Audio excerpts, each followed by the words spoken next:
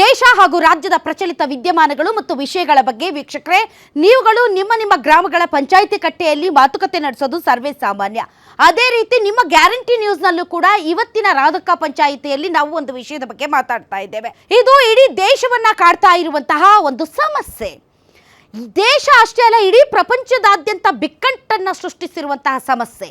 ಎಲ್ಲೋ Iran, ಎಲ್ಲೋ Israel, ಎಲ್ಲೋ America ಯುದ್ಧ ಮಾಡ್ತಾ ಇದ್ರೆ ಇಲ್ಲಿ ಭಾರತದಲ್ಲಿ ಜನ ಗ್ಯಾಸ್ಗೋಸ್ಕರ ಪರದಾಡ್ತಾ ಇದ್ದಾರೆ ಅಂತಂದರೆ ಎಲ್ಲಿಂದ ಎಲ್ಲಿಗೆ ಸಂಬಂಧ ಅನ್ನೋದು ನಿಮಗೆ ಅರ್ಥ ಆಗ್ತಾ ಇದೆ ವೀಕ್ಷಕರೇ. ನಿಮ್ಮ ಗ್ರಾಮಗಳಲ್ಲಿ ನೀವು ಕೂಡ ಏಜೆನ್ಸಿಗಳ ಮುಂದೆ ಪಾಳಿ ಹಚ್ಚಿಕೊಂಡು ಗ್ಯಾಸ್ ಗ್ಯಾಸ್ ಗ್ಯಾಸ್ ಅಂತ ಬಡ್ಕೊಳ್ತಾ ಇದ್ದೀರಲ್ಲ, ಇದಕ್ಕೆ ಕಾರಣ ಮಧ್ಯಪ್ರಾಚ್ಯದಲ್ಲಿ ನಡೀತಾ ಇರುವಂತಹ ಯುದ್ಧ. ಆ ಯುದ್ಧದ ಪರಿಣಾಮವಾಗಿ ನಾವು ಇವತ್ತು LPG ಗ್ಯಾಸ್ ಸಲುವಾಗಿ ಪರದಾಡ್ತಾ ಇದ್ದೀವಿ. ಹಾಗೆ ನೋಡಿದ್ರೆ ನಮ್ಮ ಜನರಿಗೆ ಪಾಳೆ ಹಚ್ಚೋದ್ರಲ್ಲಿ ತುಂಬ ಫೇಮಸ್ ನೋಡಿ. ನೋಟ್ ಬ್ಯಾನ್ ಆದಾಗ ಕೈಯಲ್ಲಿ ಹಳೆ ನೋಟ್ ಇಟ್ಕೊಂಡು ಬ್ಯಾಂಕ್ ಮುಂದೆ ಪಾಳಿ ಹಚ್ಚಿದ್ವಿ, ನೀರಿಗೋಸ್ಕರ ಪಾಳಿ ಹಚ್ತೀವಿ, ಗ್ಯಾಸ್ಗೋಸ್ಕರ ಪಾಳಿ ಹಚ್ತೀವಿ, ಸ್ಕೂಲಲ್ಲಿ ಪಾಳಿ ಹಚ್ತೀವಿ, ಬಸ್ ಸ್ಟ್ಯಾಂಡಲ್ಲಿ ಪಾಳಿ ಹಚ್ತೀವಿ, ರೈಲ್ವೆ ಸ್ಟೇಷನಲ್ಲಿ ಪಾಳಿ ಹಚ್ತೀವಿ. ಪಾಳಿ ಹಚ್ಚಿ ಅರ್ಧ ಜೀವನನೇ ಸವಿಸ್ಬಿಡ್ತೀವಿ. ಹೀಗಾಗಿ ಭಾರತದ ಜನರ ಜೀವನ ಪಾಳಿ ಹಚ್ಚೋ ಜೀವನ ಆಗಿಬಿಟ್ಟಿದೆ. ಹಾಗಾದ್ರೆ ವೀಕ್ಷಕರೇ, ಏನು ಭಾರತ ಸೇರಿದಂತೆ ಕರ್ನಾಟಕದಲ್ಲಿ ಗ್ಯಾಸ್ ಕೊರತೆ ಸೃಷ್ಟಿಯಾಗಿದೆ.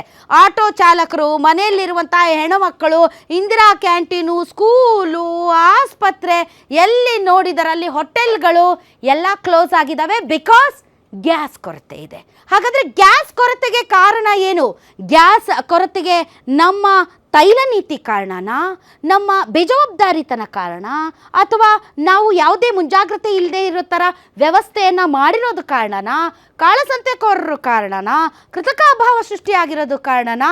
ಅಬ್ಬಾಬಾ, ಇದೆಲ್ಲದರ ಮಧ್ಯೆ ಜನ ಪರದಾಡೋದು ಮಾತ್ರ ನಿಂತಿಲ್ಲ. ಹಾಗಾದರೆ ಇವತ್ತಿನ ರಾಧಕ ಪಂಚಾಯಿತಿಯಲ್ಲಿ ನಾವು ರಾಜ್ಯದಲ್ಲಿ ಸೃಷ್ಟಿಯಾಗಿರುವಂಥ ಗ್ಯಾಸ್ ಕೊರತೆಗೆ ಯಾರು ಹೊಣೆ? ರಾಜ್ಯ ಸರ್ಕಾರನಾ ಅಥವಾ ಕೇಂದ್ರ ಸರ್ಕಾರನಾ ಅನ್ನೋದ್ರ ಬಗ್ಗೆ ಮಾತಾಡ್ತೀವಿ.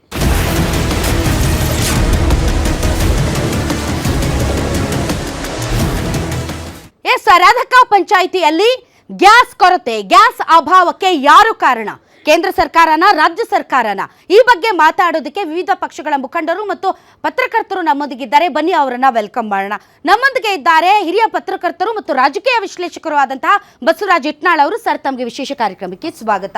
ಇನ್ನು ಬಿಜೆಪಿ ವಕ್ತಾರರಾದಂತಹ ಯದುಕುಮಾರ್ ಗೌಡ ಅವರು ಜಾಯ್ನ್ ಆಗಿದ್ದಾರೆ. ಸರ್, ತಮಗೂ ಕೂಡ ಸ್ವಾಗತ. ಇನ್ನು ಕಾಂಗ್ರೆಸ್ ವಕ್ತಾರರಾದಂತಹ ನಟರಾಜ್ ಗೌಡರು ಜಾಯ್ನ್ ಆಗಿದ್ದಾರೆ. ನಟರಾಜ್ ಗೌಡ್ರೆ ಸ್ವಾಗತ. ನಮಸ್ತೆ. JDS ವಕ್ತಾರರಾದಂತಹ ನಾಗೇಂದ್ರ ಪ್ರಸಾದ್ ಜಾಯ್ನ್ ಆಗಿದ್ದಾರೆ. ಸರ್, ತಮಗೂ ಸ್ವಾಗತ.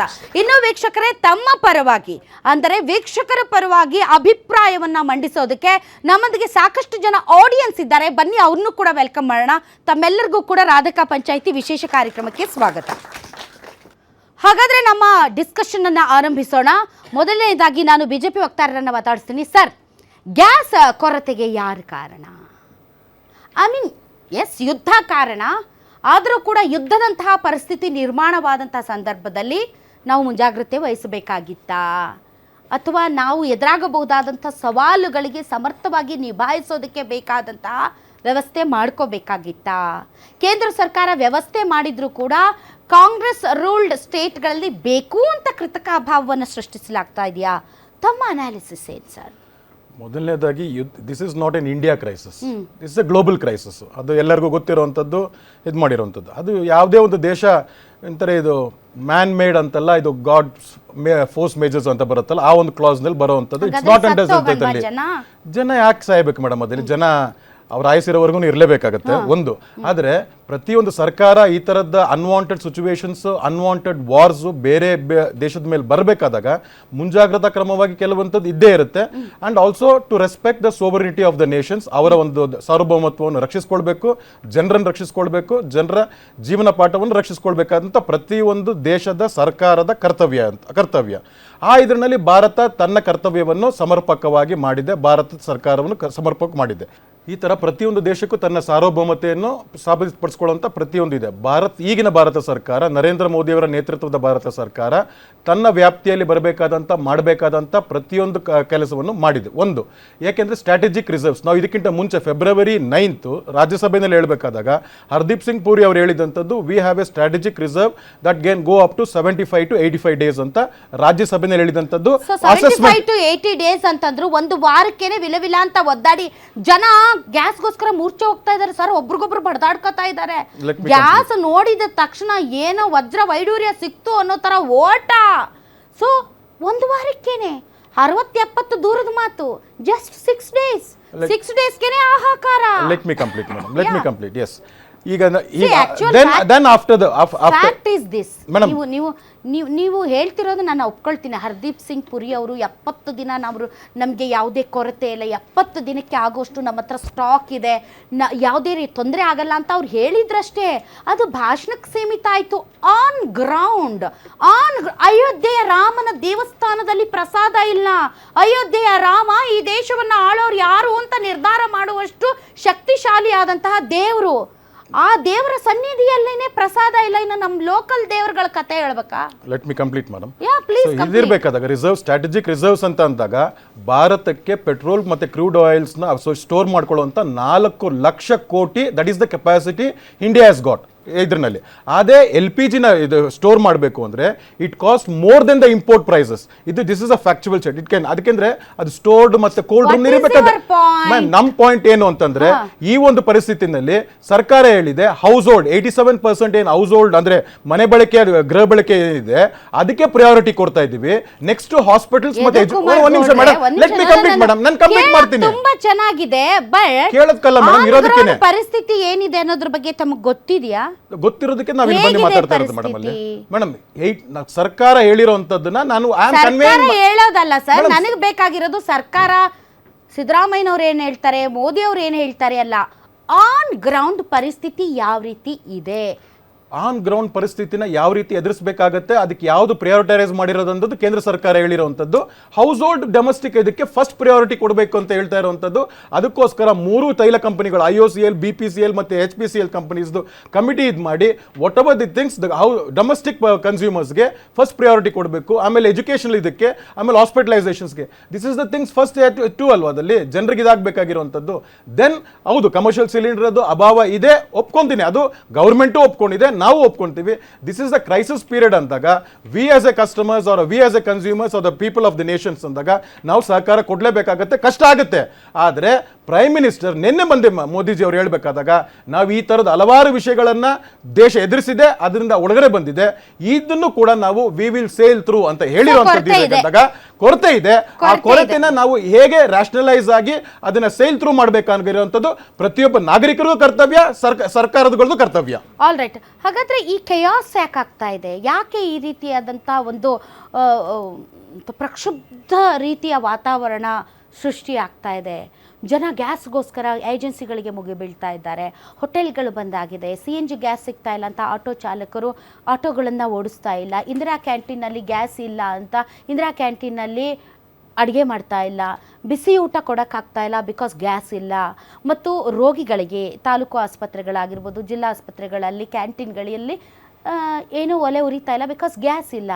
ಸೊ ಇದೆಲ್ಲ ಇಂತಹ ಸಂದಿಗ್ಧ ಪರಿಸ್ಥಿತಿಯಲ್ಲಿ ನಾವು ಜೀರ್ಣಿಸ್ಕೊಳ್ಬೇಕಾ ಸರ್? ಇಲ್ಲ, ಈಗ ಏನಾಗಿದೆ ಅಂದರೆ ನೋಡಿ, ಈ ಯುದ್ಧ ಶುರುವಾಗಿ 14 ದಿನ ಆಯ್ತಲ್ಲ, ಆ ಸಮಯದಲ್ಲಿ ಮೊದಲನೇ ದಿನನೇ ಅಮೇರಿಕ ಮತ್ತು ಇಸ್ರೇಲ್ ನೇರವಾಗಿ ಹೇಳ್ತು ಈ ಯುದ್ಧ ದೀರ್ಘಕಾಲದವರೆಗೂ ಇರುತ್ತೆ, ಅನಿರ್ದಿಷ್ಟಾವಧಿವರೆಗೂ ಇರುತ್ತೆ, ತೀವ್ರಗತಿಯಲ್ಲಿರುತ್ತೆ ಅಂತ ನೇರವಾಗಿ ಅವರು ಹೇಳ್ಬಿಟ್ಟಿದ್ದಾರೆ. ಅದಾದಮೇಲೆ ಈಗ ಇರಾನ್ ಕೂಡ ಕಾಂಪ್ರಮೈಸ್ ಮಾಡ್ಕೊಳ್ಳೋಕೆ ರೆಡಿ ಇಲ್ಲ, ನಾವು ನಮ್ಮ ಷರತ್ತುಗಳಿಗೆ ಒಪ್ಪಿಕೊಂಡ್ರೆ ಮಾತ್ರ ಯುದ್ಧವನ್ನು ನಿಲ್ಲಿಸಲಿಕ್ಕೆ ಸಾಧ್ಯ ಇಲ್ಲ, ನಿಲ್ಲಿಸೋಕ್ಕೆ ಸಾಧ್ಯ ಇಲ್ಲ ಅಂತ ಹೇಳಿ ಅಮೇರಿಕದ ನೆಲೆಗಳಿಗೆ ಮಧ್ಯಪ್ರದೇಶದಲ್ಲಿ ಎಲ್ಲರಿಗೂ ಹೊಡಿತಾ ಇದ್ದಾರೆ. ಸೊ ಈಗಿರಬೇಕಾದ್ರೆ ಈ ವಿಷಯ, ಈ ಸಂದಿಗ್ಧ ಪರಿಸ್ಥಿತಿ ಬರುತ್ತೆ, ಈ ಥರ ತೀವ್ರವಾದ ಒಂದು ಸಂಕಟ ಸಿಗಾಕೊಂತೀವಿ ನಾವು ಅಂತ ಹೇಳಿ ಕೇಂದ್ರ ಸರ್ಕಾರಕ್ಕೆ ಅಷ್ಟೂ ಮಾಹಿತಿ ಇಲ್ಲದಂತಹ ಮೂರ್ಖ ಸರ್ಕಾರನ ಕೇಂದ್ರ ಸರ್ಕಾರ? ಅಷ್ಟು ದೊಡ್ಡ ಸರ್ಕಾರನ? ಮುಂದೆ ನಾವು ಮುಂಜಾಗ್ರತೆಯಾಗಿ ನಾವೇನು ಕ್ರಮ ತಗೋಬೇಕು, ಮುಂದೆ ನಾವೇನು ಮಾಡಬೇಕು, ಎಷ್ಟು ಈ ದೇಶದಲ್ಲಿ ಈಗ ಕತಾರಲ್ಲಿ ನಮ್ಮಿಂದ ಬರಲ್ಲ, ಕತಾರಿಂದ ಬರಲ್ಲ, ಇರಾನಿಂದ ಬರಲ್ಲ, ನಂದು ಸೌದಿಯಿಂದ ಬರಲ್ಲ ಅಂದರೆ ಬೇರೆ ಜಾಗದಿಂದ ತೊಗೊಂಬರ್ಲಿಕ್ಕೆ ನಮಗೆ ಸಾಧ್ಯ ಇಲ್ವಾ? ಆಸ್ಟ್ರೇಲಿಯಾದಿಂದಾಗಲಿ, ಕೆನಡಾಯಿಂದಾಗಲಿ, ಅಮೇರಿಕಾದಿಂದಾಗಲಿ, ಬೇರೆ ರಷ್ಯಾದಿಂದಾಗಲಿ ನಾವು ಚರ್ಚೆ ಮಾಡಬೇಕು, ಅದನ್ನು ಇಮಿಡಿಯೇಟಾಗಿ ಅಲ್ಲಿಂದ ತೊಗೊಂಬರ್ಲಿಕ್ಕೆ ನಾವು ಮುನ್ನಾಲೋಚನೆ ನಾವು ತೋರಿಸಬೇಕು ಅಂತ ಅಂತಹ ನಿರ್ಧಾರ ತಗೊಳ್ಳಿಕ್ಕೆ ಕೇಂದ್ರ ಸರ್ಕಾರಕ್ಕೆ ಯಾರು ಕಟ್ಟ ಹಾಕಿದ್ರೆ? ರಷ್ಯಾದಿಂದ ತಗೊಳ್ಬೇಕಂದ್ರೆ ಟ್ರಂಪ್ ಡ್ಯಾಡಿ ಅನುಮತಿ ಬೇಕಾಗಿತ್ತಾ? ನೋಡಿ, ಜೂನ್ 2025ರಲ್ಲಿ ನಾವೇನ್ ತಗೋತಾ ಇದ್ದೀವಿ, ಟ್ರಂಪ್ ಡ್ಯಾಡಿ ಪರ್ಮಿಷನ್ ಕೊಡ್ಬೇಕಲ್ಲ.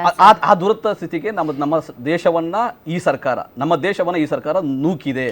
ಇರಾನ್ ಜೊತೆಗೆ ನಾವು 2019ರಲ್ಲಿ 94,000 ಕೋಟಿ ರೂಪಾಯಿ ವ್ಯವಹಾರ ಮಾಡಿದ್ದೀವಿ. 2025ರಲ್ಲಿ ಕೇವಲ 3,400 ಕೋಟಿ ರೂಪಾಯಿ ವ್ಯವಹಾರ ಮಾಡಿದ್ದೀವಿ. ಏನಕ್ಕೆ? ಟ್ರಂಪ್ಗೆ ಇಷ್ಟ ಆಗಲ್ಲ. ಇರಾನ್ ಜೊತೆಗೆ ವ್ಯವಹಾರ ಮಾಡೋದು ಟ್ರಂಪ್ಗೆ ಇಷ್ಟ ಆಗಲ್ಲ, ಅದಕ್ಕಾಗಿ ನಿಲ್ಲಿಸಿದ್ದೀವಿ. 2025 ಜೂನಲ್ಲಿ ನಾವೇನು ಇಂಪೋರ್ಟ್ ಮಾಡ್ಕೊತಾ ಇದ್ವಿ ರಷ್ಯಾದಿಂದ, ಅಲ್ಲಿ 50% ಕಡಿಮೆ ಮಾಡಿದ್ದಾರೆ 2026 ಫೆಬ್ರವರಿಯಲ್ಲಿ ಅಂಕಿಅಂಶ ತೆಗೆದು ನೋಡಿದ್ರೆ. ಅಂದರೆ ಟ್ರಂಪ್ಗೆ ಎದುರುಕೊಂಡು ಭಾರತ ಈ ರೀತಿಯಾಗಿ ಬಿಹೇವ್ ಮಾಡ್ತಾ ಇರ್ತಕ್ಕಂಥದ್ದು ಹಿಂದೆಂದೂ ಇತಿಹಾಸದಲ್ಲಿ ಇರಲಿಲ್ಲ. ಆ ರೀತಿ ಆಗಬಾರದು, ಆಗಕೂಡದು. ಈ ರೀತಿಯ ಸಂಕಷ್ಟ ಸಮಯ ಬರುತ್ತೆ.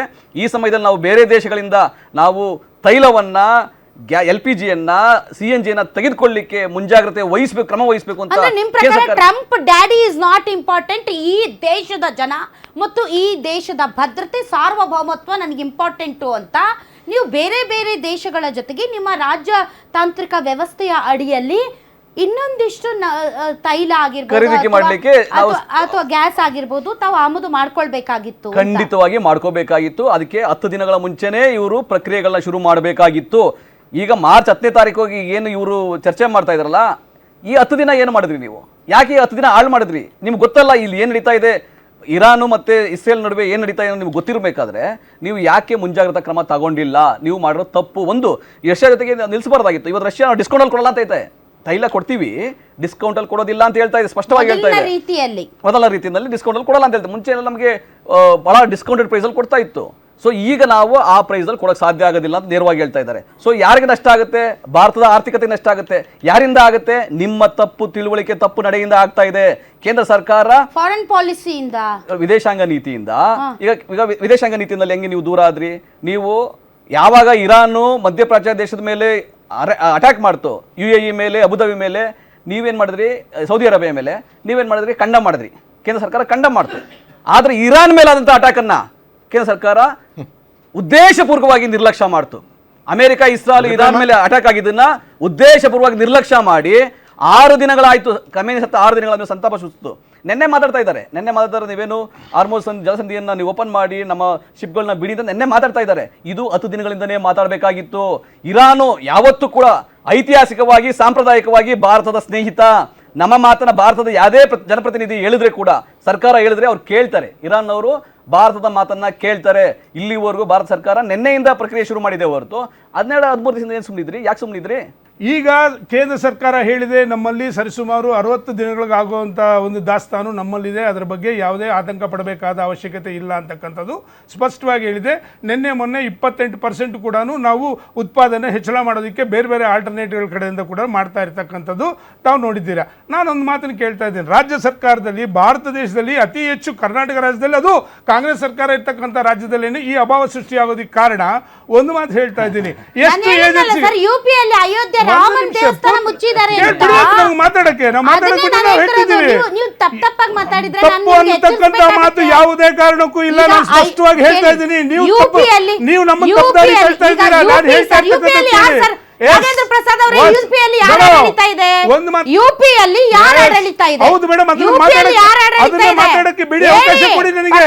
ನಾನು ಕೇಳ್ತಾ ಇರ್ತಕ್ಕಂಥದ್ದು ಎಷ್ಟು ಏಜೆನ್ಸಿಗಳನ್ನ ಕರ್ಕೊಂಡ್ ಬಂದು ರಾಜ್ಯ ಸರ್ಕಾರ ಮುಂದೆ ನಿಲ್ಸ್ಕೊಂಡ್ಬಿಟ್ಟು ಏಜೆನ್ಸಿಗಳಲ್ಲಿ ಎಷ್ಟು ದಾಸ್ತಾನಿದೆ, ಎಷ್ಟು ದಿನ ಎಷ್ಟು ಸಪ್ಲೈ ಮಾಡ್ತಾ ಇದ್ರಿ, ಸಾರಿಗೆ ಅವರನ್ನ ಎಷ್ಟು ನೀವು ಎಲ್ಲಿಂದ ಟ್ರಾನ್ಸ್ಪೋರ್ಟೇಷನ್ ಮಾಡ್ತಾ ಇದ್ರಿ, ಅಥವಾ ಯಾವುದು ನಮ್ಮ ಮುನಿಯಪ್ಪನವ್ರನ್ನ ಕರೆದುಬಿಟ್ಟು ನೀವು ಆಹಾರ ಸಚಿವರಿದ್ದೀರಾ, ಏನೇನಾಗಿದೆ ಇದ್ರ ಬಗ್ಗೆ ಅಂತ ಆಹಾರ ಸಚಿವರೇ ಹೇಳಿದ್ದಾರೆ. ಯುದ್ಧ ಅಂತ ಬಂದಂತ ಸಂದರ್ಭದಲ್ಲಿ ನಾವೆಲ್ಲರೂ ಕೂಡ ಒಂದಾಗಬೇಕು. ಪೆಟ್ರೋಲಿಯಂ ಸಚಿವರೇ ಹೇಳ್ತಾ ಇದ್ದಾರೆ, ಎಸ್ ಕಮರ್ಷಿಯಲ್ ಗ್ಯಾಸ್ ಕೊರತೆ ಇದೆ, ನಾವು ಆದ್ಯತೆಯನ್ನ ಅಡುಗೆ ಸಿಲಿಂಡರ್ಗೆ ಕೊಡ್ತಾ ಇದ್ದೀವಿ. ಕೊರತೆಯನ್ನ ಸ್ವತಃ ಸರ್ಕಾರವೇ ಒಪ್ಕೊಂಡಾಗ ಮುಂದೇನಾಗ್ಬೇಕು ಅಂತ ಮಾತಾಡಿದ್ರೆ ಚೆನ್ನಾಗಿರುತ್ತೆ. ಹಂಗೆ ಹೇಳಿಲ್ಲ, ಹಿಂಗೆ ಹೇಳಿಲ್ಲ, ನೀವು ಸುಳ್ಳು ಹೇಳಿದ್ದೀರಾ, ಅವೆಲ್ಲ ಚೆನ್ನಾಗಿರಲ್ಲ. ಎಸ್ ಸರ್, ಬಸವರಾಜ್ ಸರ್, ಈಗ ಸರ್ ನಾನು ಯಾವತ್ತೂ ಕೂಡ ಸರ್ ನಮ್ಮ ಜನ ಆನ್ ಗ್ರೌಂಡ್ ಏನು ಅನುಭವಿಸ್ತಾ ಇದ್ದಾರೆ ಅವ್ರಿಗೆ ಧ್ವನಿಯಾಗಿರೋದಕ್ಕೆ ಇಷ್ಟಪಡ್ತೀನಿ sir. I am not BJP person or Congress person or JDS person. ನಾನು ಜನರ ಧ್ವನಿಯಾಗಿ ಇರೋದಕ್ಕೆ ಬಯಸ್ತೀನಿ. ಇವತ್ತು ಜನ ಒದ್ದಾಡ್ತಾ ಇದ್ದಾರೆ, ಅದಕ್ಕೆ ಕಾರಣಗಳು ಹಲವಾರು ಇರಬಹುದು. ಆದರೆ ಜನರ ಸಮಸ್ಯೆಗಳಿಗೆ ಸ್ಪಂದಿಸಬೇಕಾಗಿರೋದು ಆಡಳಿತದಲ್ಲಿರುವಂಥ ಸರ್ಕಾರಗಳ ಜವಾಬ್ದಾರಿ. ಇದರಲ್ಲೂ ಕೂಡ ಪಕ್ಷಗಳನ್ನು ಬೆರೆಸಿ, ಪಕ್ಷಗಳ ಹಿತಾಸಕ್ತಿಯನ್ನು ಬೆರೆಸಿ, ಆ ಕಡು ಬಡವನ ಆರ್ತನಾದಕ್ಕೆ ಬೆಲೆ ಇಲ್ಲ ಅನ್ನೋ ಥರದಲ್ಲಿ ಮಾತಾಡೋದಿದೆಯಲ್ಲ ಸರ್, ಇದು ನಮ್ಮ ದೇಶದ ಸಾರ್ವಭೌಮತ್ವಕ್ಕೆ ಧಕ್ಕೆ ತರುವಂಥ ಒಂದು ವಿಚಾರ ಆಗುತ್ತೆ. ತಾವು ನೋಡ್ತಾ ಇದ್ದೀರಿ ಸರ್, ತಮಗೇನು ಅನಿಸುತ್ತೆ, ಕೊರತೆ ಇದೆಯಾ ಇಲ್ವಾ? ಅಲ್ಲ, ಕೊರತೆ ಇದೆ ಅಂತ ಒಪ್ಕೊಂಡು ಆಗಿದೆ ಸದನದಲ್ಲೇ, ಸಂಸತ್ತಿನಲ್ಲೇ ಪೆಟ್ರೋಲಿಯಂ ಮಂತ್ರಿಗೆ ಒಪ್ಕೊಂಡು ಆಗಿದೆ. ಇಲ್ಲಿ ಬಿ ಜೆ ಪಿ ಮತ್ತು JDS ಕಾಂಗ್ರೆಸ್ ಇವರು ಬಿ ಜೆ ಪಿ ಕಾಂಗ್ರೆಸ್ ಮಟ್ಟದಲ್ಲಿ ತೂತು ಮೈಮೈ ಥರ ಕೂಗಾಡೋದಿದೆಯಲ್ಲ, ಇದನ್ನು ನೋಡಿ ಜನ ಅಳಬೇಕು ನಗಬೇಕು ಅರ್ಥ ಆಗಲ್ಲ ನನಗೆ.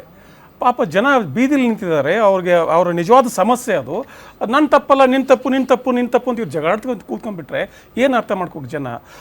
That's why we need to understand exactly what is the problem. ಏನು ಇಲ್ಲಿ ಬಿ ಜೆ ಪಿ ಕಾಂಗ್ರೆಸ್ ವಿಚಾರಣೆ ಬೇಡ ನಮಗೆ.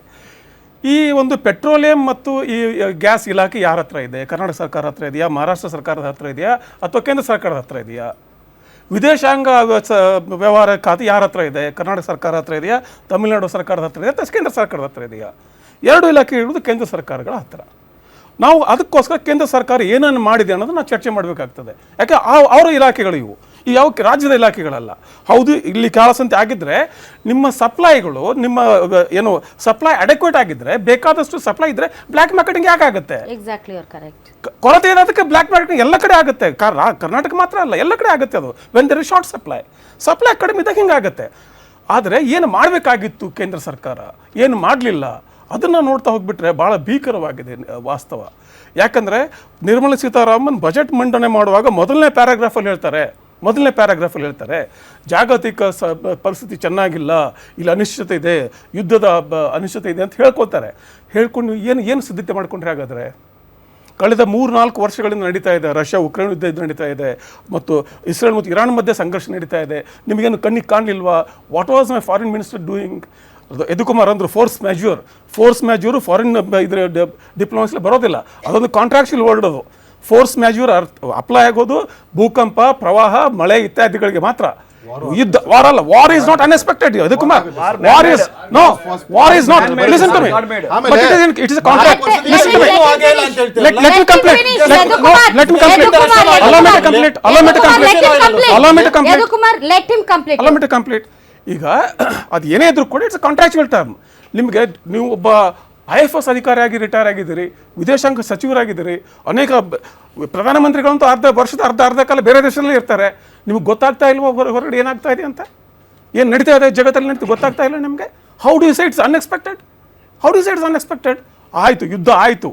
ಇಸ್ರೇಲ್ ಮತ್ತು ಇರಾನ್ ಮಧ್ಯೆ ಈಗಲ್ಲ, 100 ವರ್ಷಗಳಿಂದ ಸಂಘರ್ಷ ಇದೆ, ಗೊತ್ತಿದೆ ನಮಗೆ. ಜೂನಲ್ಲೂ ಆಯ್ತಲ್ಲ ಸರ್? ಹೌದು, 2025 ಜೂನಲ್ಲೂ ಆಯ್ತು. ಬೈ ಡೆಫಿನೇಷನ್ ಸ್ಟಿಲ್ ಆ ಒಂದು ಬಿಕ್ಕಟ್ಟು ಅನ್ನೋದು ಅವಾಗಿಂದಲೂ ಕೂಡ ಹಾಗೆ ಮುಂದುವರ್ಕೊಂಡು ಬಂದಿದೆ.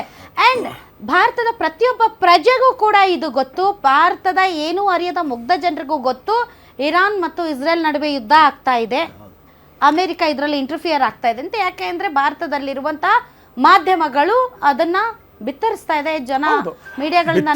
ಐತಿಹಾಸಿಕವಾಗಿ ಇರಾನ್ ಮತ್ತು ಇಸ್ರೇಲ್ ಎಂದಿಗೂ ಅವ್ರು ಒಟ್ಟಾಗಿ ಸಾಧ್ಯ ಇಲ್ಲ. ಅವ್ರ ವೈರತ್ವ ಇರೋದೇನೆ. ಯಾಕಂದ್ರೆ ಅದೊಂದು ಶಿಯಾ ಸಮುದಾಯ, ಇನ್ನೊಂದು ಯಹೂದಿ ಸಮುದಾಯ, ಅವುಗಳ ಮಧ್ಯೆ ಅದು ಅನವರತ, ಅದು ಆ ಒಂದು ವೈಷಮ್ಯ ಅದು ಗೊತ್ತಿದೆ ನಮಗೆ. ಇತಿಹಾಸದ ವಿದ್ಯಾರ್ಥಿಯಾಗಿ ಗೊತ್ತಿರ್ತದೆ, ನೀವು ಒಬ್ಬ IFS ಅಧಿಕಾರಿಯಾಗಿ ಗೊತ್ತಿರ್ತದೆ, ಮತ್ತು ಅಮೆರಿಕ ಯಾಕೆ ಅಲ್ಲಿ ಇಂಟ್ರೆಸ್ಟೆಡ್ ಇದೆ ಗೊತ್ತಿರ್ತದೆ ನಿಮಗೆ. ಅಲ್ಲಿ ಏನಾದ್ರು ಹೆಚ್ಚು ಕಡಿಮೆ ಆದರೆ ನನ್ನ ಗತಿ ಏನಂತ ಗೊತ್ತಿರ್ತದೆ. 1991 ನೋಡಿದಿರಿ ನೀವು, ಸದ್ದಾಮ್ ಹುಸೇನ್ 1991 ಸದ್ದಾಮ್ ಹುಸೇನ್ ಇರುವಾಗ ಇರಾಕ್ ವಾರ್ ಆಯಿತು, ಗಲ್ಫ್ ವಾರ್ ಆಯಿತು. ಅವಾಗ ನಮ್ಗೆ ಸಮಸ್ಯೆ ಆಗಿತ್ತು. ಆಗಿನ ವಿದೇಶಾಂಗ ಸಚಿವರು ಏನು ಮಾಡಿದ್ರು? 4-5 ದಿನ ಆಗಿಲ್ಲ ಇನ್ನೂ ಕುವೈತ್ ಮೇಲೆ ಬಾಂಬ್ ಹಾಕಿ Saddam Hussein. He is the only foreign minister who to go directly and meet Saddam Hussein. ಬಗ್ದಾದಿಗೆ ಹೋಗಿ ಸದ್ದಾಮ್ ಹುಸೇನ್ ಜೊತೆ ಮಾತಾಡಿ, ಭಾರತೀಯರಿದ್ದಾರೆ ಕುವೈತಲ್ಲಿ, ಇಲ್ಲಿ ಬಾಂಬ್ ಹಾಕಬೇಡ, ನಾನು ಅವ್ರನ್ನ ಕರ್ಕೊಂಡು ಹೋಗೋರ್ಗು ಅಂತೇಳಿ. He came to India with Indians on the flight. ಏರಿಂದ ಫ್ಲೈಟ್ ತಗೊಂಡು ಹೋಗಿ ಇಂಡಿಯನ್ಸ್ ಕರ್ಕೊಂಡ್ಬಂದ್ರು ಅವರು. That is called something, some standing. ನೀವು ಯಾರಿಗೂ ಬುದ್ಧಿಗಳು ಸಮತನ ಇಟ್ಕೊಂಡೇ ಇಲ್ಲ, ಆ ಒಂದು ನೈತಿಕತೆ ಉಳಿಸ್ಕೊಂಡೇ ಇಲ್ಲ ನೀವು. ಈಗ ಟ್ರಂಪ್ ಹೋಗಿ ಯಾವುದೋ ಒಂದು ವೆನೆಜುವೆಲಾ ಅಧ್ಯಕ್ಷನ ಅಪಹರಣೆ ಮಾಡ್ತಾನೆ, ನೀವು ತಪ್ಪು ಅಂತ ಹೇಳೋದಿಲ್ಲ. ಯಾಕೆ ಹೇಳ್ಬಾರ್ದು? ನೀವು ರಷ್ಯಾ ಜೊತೆ ತೈಲ ಖರೀದಿಸಬೇಡಿ, ವೆನೆಜುವೆಲಾ ಜೊತೆ ಖರೀದಿಸಿ ಅಂತ ಆರ್ಡರ್ ಕೊಡ್ತಾನೆ. ಕದ್ದಿರೋ ಆಯಿಲ್ ಅದು, ವೆನೆಜುವೆಲಾ ಕಳ್ಳತನ ಮಾಡಿರೋ ಆಯಿಲ್ ನಾನೇ ಖರೀದಿ ಮಾಡಬೇಕು? There is something called rule based order in the world. ಮುಂಚೆ ವರ್ಲ್ಡ್ ವಾರ್ 1 ಆಗೋಕ್ಕಿಂತ ಮುಂಚೆ ಯಾವನು ಬಲಶಾಲಿನೋ ಅವನೇ ರೈಟು, ಜಿಸ್ಕಾ ಲಾಟಿ ಉಸ್ಕಾ ಬಾಯ್ಸ್, ಆ ಥರ ಇತ್ತು. ಆ ಥರ ಆಗಬಾರ್ದು ಅಂತೇಳಿ ರೂಲ್ ಬೇಸ್ ಆರ್ಡರನ್ನು ಯುನೈಟೆಡ್ ನೇಷನ್ ಮಾಡಿ ತಗೊಂಬಂದರು. ಯಾರು ಈ ಥರ ಆರ್ಬಿಟ್ರರಿಯಾಗಿ ಬೇರೆ ದೇಶಗಳು ದಂಡೆ ಹೋಗೋಂಗಿಲ್ಲ, ಮತ್ತೊಂದೆಲ್ಲ ಹಂಗೆ ಮಾಡಬಾರ್ದು ಅಂತೇಳಿ. ಅದನ್ನು ಮಾಡಿದರೂ ಕೂಡ ನೀವು ಅದನ್ನು ಖಂಡಿಸಲಿಲ್ಲ. ನೆತನ್ಯಾಹು ಇಂಟರ್ನ್ಯಾಷನಲ್ ಕ್ರಿಮಿನಲ್ ಕೋರ್ಟ್ ಪ್ರಕಾರ ವಾರ್ ಕ್ರಿಮಿನಲ್. 124 ದೇಶಗಳಲ್ಲಿ ಆತ ಕಾಲಿಟ್ಟು ಅರೆಸ್ಟ್ ಆಗ್ತಾನೆ. ಅವರ ಸಂಸತ್ತಿಗೆ ಹೋಗಿ ಅವ್ರನ್ನ ತಬ್ಬಿಕೊಂಡು ನೀವು ಶಬಾಸ್ಕರ್ ಹೇಳಿ ಬರ್ತೀರಿ, ಆದ 3 ದಿವಸಕ್ಕೆ ಇಲ್ಲಿ ದಾಳಿ ಆಗುತ್ತೆ. ನನ್ನ ದೇಶದ ಒಂದು ನೈತಿಕ ನೆಲೆಗಟ್ಟೇನು? ಯಾಕಂದರೆ ಈ ಸಮಸ್ಯೆ ಗ್ಯಾಸ್ ಅಲ್ಲ, ಗ್ಯಾಸಿನ ಸಮಸ್ಯೆ ಯುದ್ಧದಿಂದ ಆಗಿದ್ದು. ಯುದ್ಧ ಯಾಕೆ ಆಗ್ತಿದೆ? ಅದು ಯುದ್ಧದ ನ್ಯಾಯ ಅನ್ಯಾಯಗಳು ನಾವು ಚರ್ಚೆ ಮಾಡಬೇಕಲ್ಲ. ನಾನು ಯುನೈಟೆಡ್ ನೇಷನ್ ಆಗಲಿ ಅಥವಾ ಡೈರೆಕ್ಟಾಗಿ ಅಮೆರಿಕಕ್ಕಾಗಲಿ ಟ್ರಂಪ್ಗೆ ಹೇಳಬೇಕು, who are you to attack this ಅಂತ. ನೀವು ಯಾವುದೇ ಒಂದು ದೇಶದ ಸರ್ವೋಚ್ಚ ನಾಯಕನ ಮನೆ ಮೇಲೆ ಬಾಂಬ್ ಹಾಕಿ ಅವನು ಇಡೀ ಕುಟುಂಬನ ನಾಶ ಮಾಡೋದಿದೆಯಲ್ಲ, ಇದು ರೂಲ್ ಬೇಸ್ಡ್ ಆರ್ಡರ್. ಇದು ಯಾವ ನ್ಯಾಯ? ಇದು ಇರಬಹುದು, ಬಟ್ ಇರಬಹುದು, ಬಟ್ ಅದು ಹೇಗೆ ನಮ್ಮ ಭಾರತದ ಮೇಲೆ ಎಫೆಕ್ಟ್ ಆಗ್ತಾ ಇದೆ ಅನ್ನೋದ್ರ ಮೇಲೆ ನಮ್ ಸ್ಟ್ಯಾಂಡ್ ಇರ್ಬೇಕಲ್ಲ. ಅಬ್ಸಲ್ಯೂಟ್ಲಿ, ಅದು ಗೊತ್ತಿರಬೇಕಲ್ಲ ನನಗೆ. ಯಾಕಂದ್ರೆ ನನ್ನ ಹರ್ಮೂಸ್ ಏನೋ ಇದು ಜಲಸಂಧಿ ಇದೆಯಲ್ಲ, ಅಲ್ಲಿಂದ ಅರ್ಧ 50% of my oil comes from there. But anyways oil and naturals majority we take from Gulf only. ಹೀಗಿರುವಾಗ ನನಗೆ ಗೊತ್ತಿರಬೇಕಲ್ಲ ವಾಟ್ ಆರ್ ಮೈ, ಅದನ್ನೇ ಪಾಠ ಕಲಿಬೇಕಾಗಿದ್ದು. 91 ಪಾಠ ಕಲ್ತಿಲ್ಲ. 92 ಏನಾಯಿತು? 89 ಬರ್ಲಿನ್ ವಾಲ್ ಕುಸಿದು ಹೋಗ್ತದೆ, ಯುರೋಪಿಂದ ನಮಗೆ ವ್ಯವಹಾರ ಬಂದು ನಿಂತೋಗ್ಬಿಡ್ತದೆ, ಈಸ್ಟರ್ನ್ ಯುರೋಪಿಂದ. ಆಮೇಲೆ ಪೆರೆಸ್ಟ್ರಾಯ್ಕಾ ಮತ್ತು ಇತ್ಯಾದಿಯಾಗಿ ರಷ್ಯಾ USSR ಡಿಸಾಲ್ವ್ ಆಗ್ತದೆ. ಹಾಗಾದ್ಮೇಲೆ ಇಲ್ಲಿ ಗಲ್ಫ್ ಯುದ್ಧ ಶುರು ಆಗುತ್ತೆ, ಆಯಿಲ್ ಕೊಲ್ಯಾಪ್ಸ್ ಆಗ್ತದೆ. ಹೀಗಾಗಿ 76 ಟನ್ ಚಿನ್ನವನ್ನು ಲಂಡನ್ ಬ್ಯಾಂಕ್ಲಿ ಅಡ ಇಟ್ಟು ಬರ್ತೀವಿ ನಾವು, ಫಾರಿನ್ ಎಕ್ಸ್ಚೇಂಜ್ ಇಲ್ಲ ಅಂತ. ಆದರೆ ಆ ರೀತಿ ಪರಿಸ್ಥಿತಿ ಬಂದುಬಿಡ್ತದೆ ಕೆಲವೊಂದು ಸರ್ತಿ. ಈ ಪಾಠದ ನಾವು ಕಲ್ತೀವನ ಅಂತ ನನ್ನ ಸಂಶಯ. ಈಗ ಹರ್ಮುಜ್ ಜಲಸಂಧಿಯಿಂದ ನಮ್ಮ 50 to 60% ತೈಲ ಬರುತ್ತೆ. ಡೆಫಿನೆಟ್ಲಿ ಇಡೀ ಪ್ರಪಂಚದ ದೇಶಗಳಿಗೆ ಗೊತ್ತು, ಒಂದು ವೇಳೆ ಸಂಘರ್ಷ ಬಿಕ್ಕಟ್ಟು ಜಾಸ್ತಿ ಆದರೆ ಅದನ್ನು ಅವರು ಕತ್ತಿಹಿಚ್ಚುತ್ತಾರೆ ಅಂತ. ಇಂತಹ ಸಂದರ್ಭದಲ್ಲಿ ಟ್ರಂಪ್ ಡ್ಯಾಡಿ ಎಲ್ಲ ಬಗೆಹರಿಸ್ಬಿಡ್ತಾರೆ, ಟ್ರಂಪ್ ಡ್ಯಾಡಿ ಆ ಜಲಸಂಧಿಯಿಂದ ನಮ್ಮ ಟ್ಯಾಂಕರ್ಗಳನ್ನು ಪಾಸ್ ಮಾಡಿಸ್ಬಿಡ್ತಾರೆ ಅಂತ ನಾವೇನಾದ್ರೂ ನೆಚ್ಕೊಂಡಿದ್ವಾ? ಹಾಗಾದ್ರೆ ಟ್ರಂಪ್ ಡ್ಯಾಡಿ ಯಾಕೆ ಅಲ್ಲಿ ಲಂಗರ್ ಹಾಕಿರುವಂತಹ 100 ಟ್ಯಾಂಕರ್ಗಳನ್ನ ಹಡಗುಗಳನ್ನ ಮುಂದಕ್ಕೆ ತರಕ್ ಆಗಿಲ್ಲ? ಒಂದು ವೇಳೆ ನಮಗೆ ಈ ರೀತಿಯಾದಂತಹ ಕೊರತೆ ಆಗುತ್ತೆ ಅನ್ನುವಂತಹ ಪೂರ್ವವಾದಂತಹ ಜಾಗರೂಕತೆ ಇದ್ದಿದ್ದರೆ ನಾವು ಏನು ಮಾಡಬೇಕಾಗಿತ್ತು? ಯದುಕುಮಾರ್ ಅವರೇ, ನೀವು ಪಾರ್ಟಿಯ ವಕ್ತಾರರು, ಅವರೊಬ್ಬ ಜರ್ನಲಿಸ್ಟ್. ಹಿಂದೆ ಏನಾಗಿತ್ತು ಅನ್ನೋದನ್ನ ಮುಂದೆ ಇಡೋದು ನಮ್ಮ ನಾಲೆಜ್ಗೆ. ಅವರು ನಿಮ್ಮ ಮೇಲೆ ಕೆಲವೊಂದು ಅಲಿಗೇಷನ್ ಮಾಡಿದ್ದಾರೆ. ಆ ಅಲಿಗೇಷನ್ನು ಇವತ್ತಿನ ವಾಸ್ತವ ಪರಿಸ್ಥಿತಿಯ ಮೇಲೆ ಇರುವಂಥದ್ದು. ಆ ಅಲಿಗೇಷನ್ಗೆ ಉತ್ತರ ಕೊಡ್ತಿರೋ, ತಾವು ಹಿಸ್ಟ್ರಿದನ್ನ ಹೇಳ್ತಿರೋ, ನಿಮ್ಗೊಂದು BJP ಅವ್ರಿಗೆ ಏನ್ ಮಾಡಿದ್ರು ಜವಾಹರ್ಲಾಲ್ ನೆಹರು, ಇಂದಿರಾ ಗಾಂಧಿ ಅಲ್ಲಿಂದ ಶುರುವಾಗುತ್ತೆ ಅಲ್ಲ, ಶುರು ಆ ಪಿರಿಯಡ್ ಇಂದಾನೇ ಶುರುವಾಗುತ್ತೆ. ಸೊ ಆ ಪಿರಿಯಡ್ ಅನ್ನ ಬಿಟ್ಟು ಈಗ ನಾವು ಬದುಕ್ತಾ ಇರುವ ಈ ವಾಸ್ತವಕ್ಕೆ ನಾವು ವಾಸ್ತವಕ್ಕೇ ಹೇಳುವಂಥದ್ದು. ವಿತ್ ಆಲ್ ರೆಸ್ಪೆಕ್ಟ್ಸ್, ಅವ್ರ ವ್ಯೂಸ್ ಹೇಳಿದಂಥದ್ದು, ನನ್ನ ವ್ಯೂಸ್ ನಾನು ಹೇಳ್ತಾ ಇರುವಂಥದ್ದು ವಿತ್ ಅವ್ರು ಹೇಳಿದಂಥದ್ದು. Not your personal views, your parties ನನ್ನ ಪರ್ಸನಲ್ ವ್ಯೂ ಅಂತಲ್ಲ ಮೇಡಮ್, ಈಸ್ ವ್ಯೂಸ್ ಅಂತ ಹೇಳಿದಂತ ನಾ ಹೇಳ್ತಾ ಇದ್ದೆ. ಅದೇ ರೀತಿಗೆ ಯಾಕೆ ಇವಾಕ್ಯುವೇಷನ್ಸ್ ಲಾಸ್ಟ್ ಆ ಥರ ಮಾಡಿದ್ರು, ಡಿಪ್ಲೊಮೆಸೀಸ್ ಮಾಡಿದ್ರು. ಯುಕ್ರೇನ್ ಮತ್ತೆ ರಷ್ಯಾ ಇರಬೇಕಾದಾಗ 23,000 ವಿದ್ಯಾರ್ಥಿಗಳು, ಭಾರತೀಯ ವಿದ್ಯಾರ್ಥಿಗಳನ್ನ ಅಲ್ಲಿಂದ ತಗೊಂಡ್ಬಂದಿದ್ದು ಅದನ್ನು ಮೋದಿ ಪಾಲಿಸಿ ತಾನೆ. ಅದನ್ನ ಇವ್ರು ನೆನಪಿಸಕ್ಕೆ ಇದು ಮಾಡ್ತಾ ಇದ್ದೀನಿ ನಾನು. ಅದನ್ನ ಈಗ ಮತ್ತೆ ಕಾರ್ಗಿಲ್ ಯುದ್ಧ ಆಗಿದ್ದಾಗ Israel came to our help, ಅದನ್ನು ಇದು ಮಾಡ್ತಾ ಇದ್ದೀನಿ. That is Israel is our all friend. ಇದರಲ್ಲಿ ವಿ ಆರ್ ಟಾಕಿಂಗ್ ಮೇಡಮ್, ಒಂದು ನಿಮಿಷ, Israel is nobody's friend. Israel is our friend, ನಮ್ಮ ಫ್ರೆಂಡ್. ನನ್ನ ಮಾತು ಆಮೇಲೆ ಮಾತಾಡಿ. ಸರ್, ಈಗ ಇರಾನ್ ಇಸ್ರೇಲ್ ಇಬ್ಬರ ಜೊತೆನೂ ನಾವು ಚೆನ್ನಾಗಿದ್ವಿ. ಬಿಕಾಸ್ ನಮ್ದು ಯಾವಾಗ್ಲೂ ಕೂಡ ಅಲಿಪ್ತ ನೀತಿ, ತಟಸ್ಥ ನೀತಿ. ಹೀಗಾಗಿ ನಮ್ಗೆ ಯಾವ ಶತ್ರುಗಳು ಇಲ್ಲ. ಭಾರತ ದೇಶ ಎಲ್ಲರನ್ನೂ ಪ್ರೀತಿಸುವ ದೇಶ. ಸೊ ಹೀಗಾಗಿ ನಮ್ಗೆ ಯಾರು ದ್ವೇಷಗಳು ಇಲ್ಲ, ನಮ್ಗೆ ಯಾರು ಶತ್ರುಗಳು ಇಲ್ಲ, ಪಾಕಿಸ್ತಾನ್ ಬಿಟ್ರೆ. ಸೊ ಈಗ ನೀವ್ ಹೇಳ್ತಿದ್ರಿ Israel our friend, the same time Iran is also our friend. But ಈಗಿರೋ ಕ್ರೈಸಿಸ್ಗೆ ಸರಿ ಹೊಂದುವ ರೀತಿಯಲ್ಲಿ ನೀವು ಮಾತಾಡಿದ್ರೆ ತುಂಬಾ ಚೆನ್ನಾಗಿರುತ್ತೆ. Madam, India talks to everybody and India maintains is self interest and sovereignty. ಅಂದ್ರೆ ಎಲ್ಲಾ ದೇಶಗಳ ಜೊತೆಗೂ ತನ್ನ ಡಿಪ್ಲೊಮಸಿ ಚೆನ್ನಾಗಿದೆ. ನಮ್ಮ ಒಂದು ಹಿತಾಸಕ್ತಿ, ರಾಷ್ಟ್ರ ಹಿತಾಸಕ್ತಿ ಏನಿದೆ ಅದನ್ನ ಕಾಪಾಡ್ಕೊಳ್ಳುತ್ತೆ. ಇರಾನ್ ಜೊತೆಗೂ ನಾವು ಫ್ರೆಂಡ್ ಇದ್ದಂಥದ್ದು. ಮೊನ್ನೆ ನಡೆದಂತ ಮಿಲನ್ ಇದರಲ್ಲಿ ಪ್ರಾಜೆಕ್ಟ್ ನಲ್ಲಿ, ಹಾರ್ಬರ್ ಪ್ರಾಜೆಕ್ಟ್ ನಲ್ಲಿ ನಾವು ಅವತ್ತು ಲಂಗರ್ ಅವರು ಅವರು SOS ಕೊಟ್ಟಿಲ್ಲ, ಒಂದಾಗಿರೋ. ಒಂದ್ ನಿಮಿಷ ಮೇಡಮ್, ಹೇಳ್ಬೇಕಾಗುತ್ತೆ ಮೇಡಮ್. ಅದಲ್ಲಿ ಇವತ್ತು ಕೊಚ್ಚಿನಲ್ಲಿ ಲ್ಯಾಂಡ್ ಆಗಿರುವಂತದ್ದು, ಇದನ್ನ 183 ಸೇಲಸ್ ಇದ್ದಾಗ ಇರಾನ್ ಹ್ಯಾಸ್ ಥ್ಯಾಂಕ್ಡ್ ಇಂಡಿಯಾ.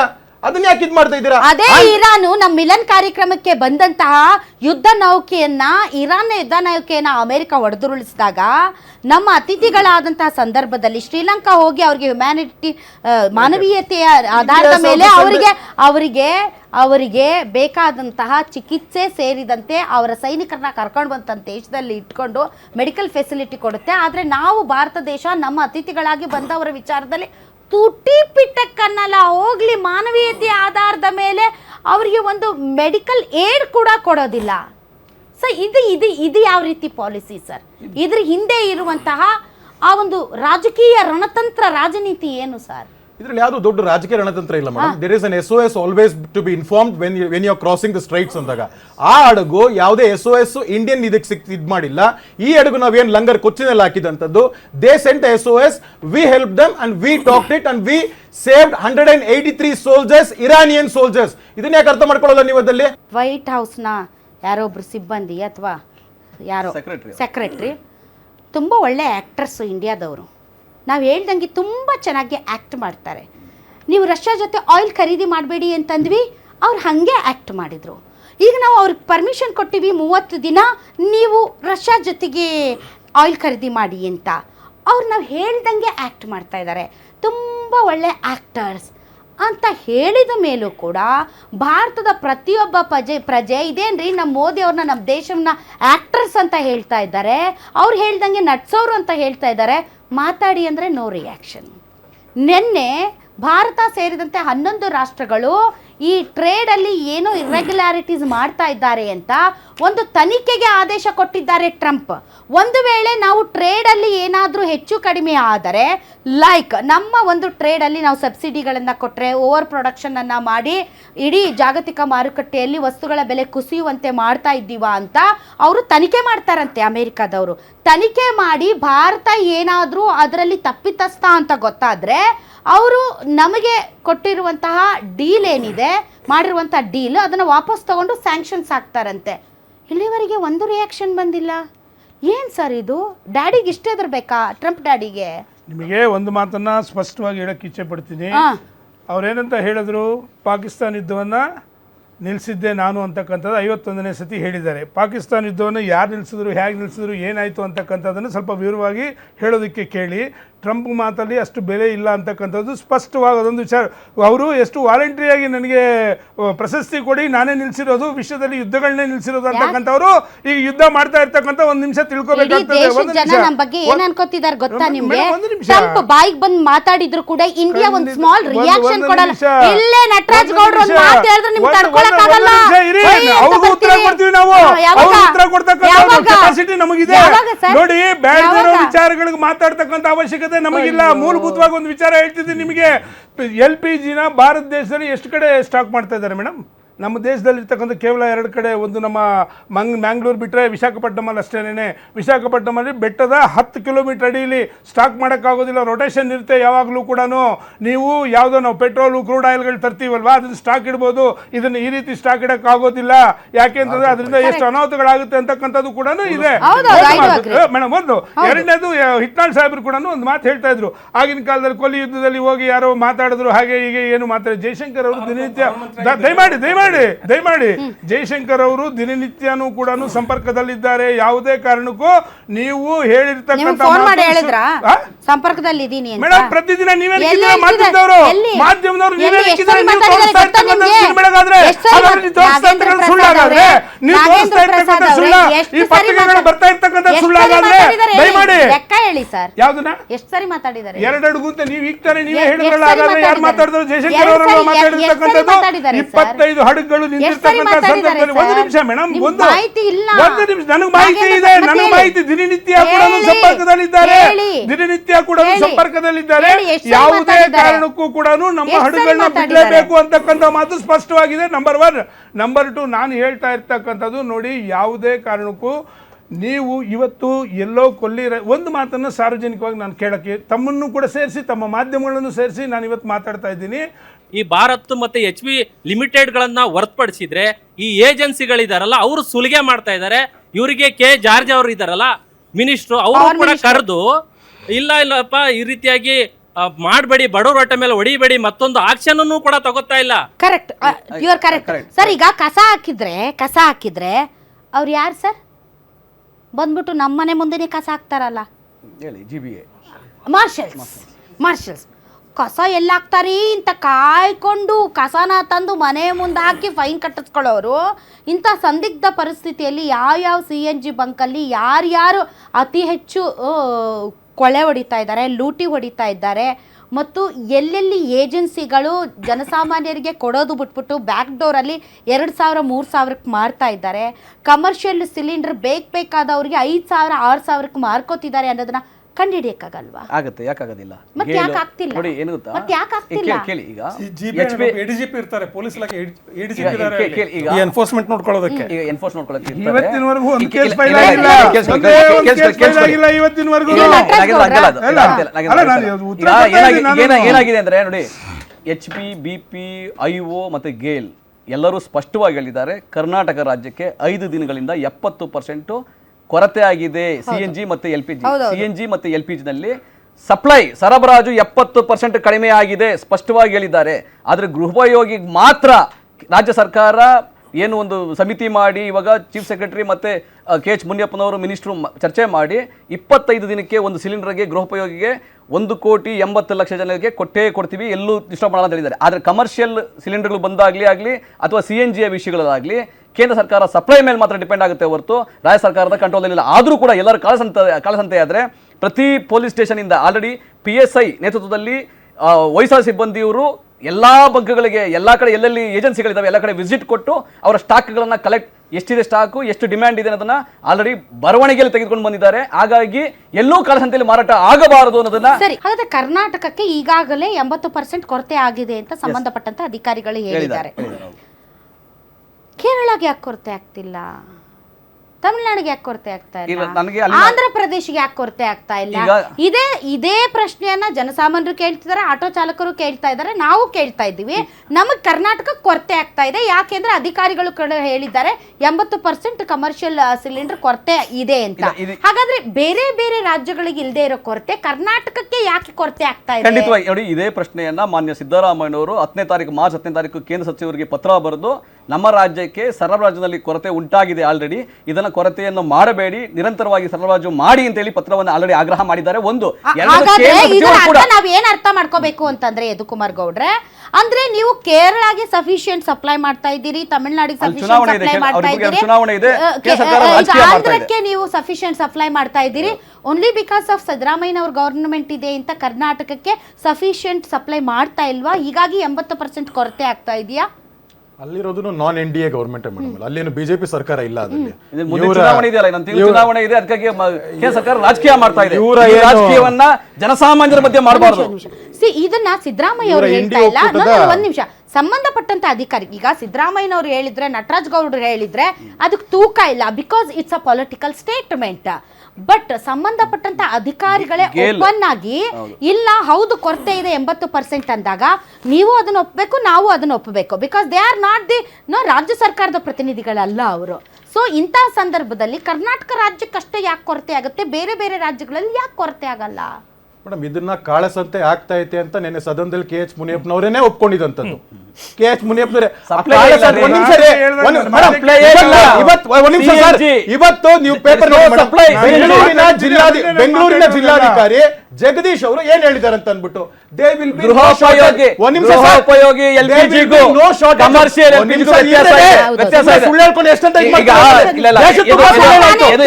ಸುಳ್ಳು ಹೇಳ್ತೀರಾ?